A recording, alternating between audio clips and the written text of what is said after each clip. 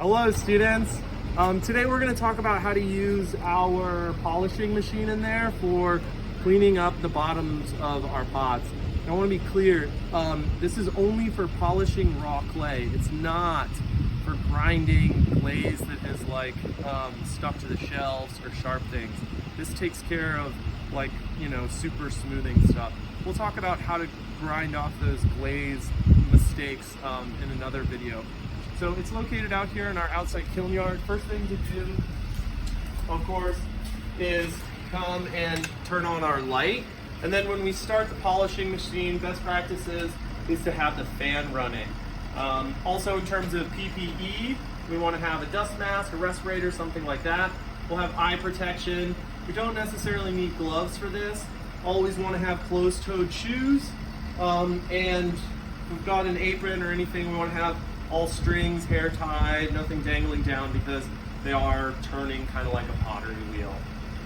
I think that's it. So this is our polishing machine. There's probably a more technical term for that, but that's what I'm going to refer to it as. For the intents and purposes of this video, I'm not going to wear a respirator and I'm not going to have our big vent fan on. I'll be okay, but I expect you all to do this, when you're using it for best practices. So here are 3 polishing stages. We're going to do number 1, so this is 100 grit. Number 2 is 200 grit, and number 3 actually steps up to about 400 grit. So these are going to make the bottoms of our pots just silky smooth.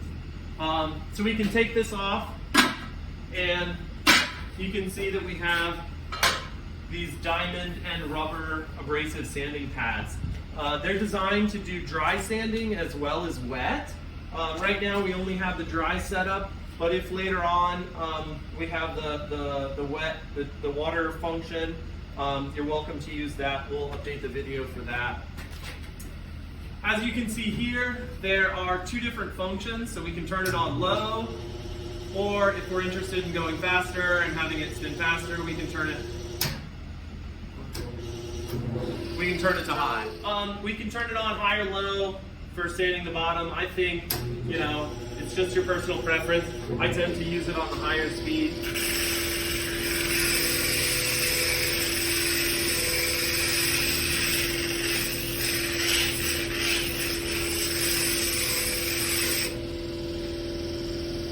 All right, so we're just smoothing it off. We're not really sanding anything down, just making it nice and smooth. So we'll move up to the next step. Notice how I'm holding the cup or whatever it is in a supportive manner so that I can control it and hold on to it tightly.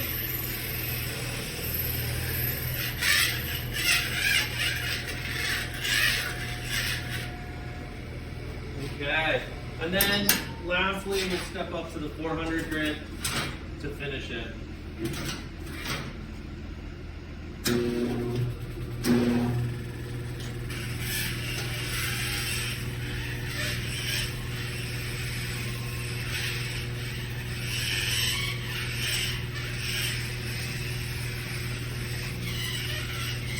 if you smell a funny smell, that's natural. It's just the rubber burning a little bit, or heating up. All right. And there we have it, silky smooth bottoms. What every potter wants. So, when we're done, be sure to put the lids back on. If you made any mess, wipe that area down, and be sure to turn off our ventilation fan and hit the lights on the way out.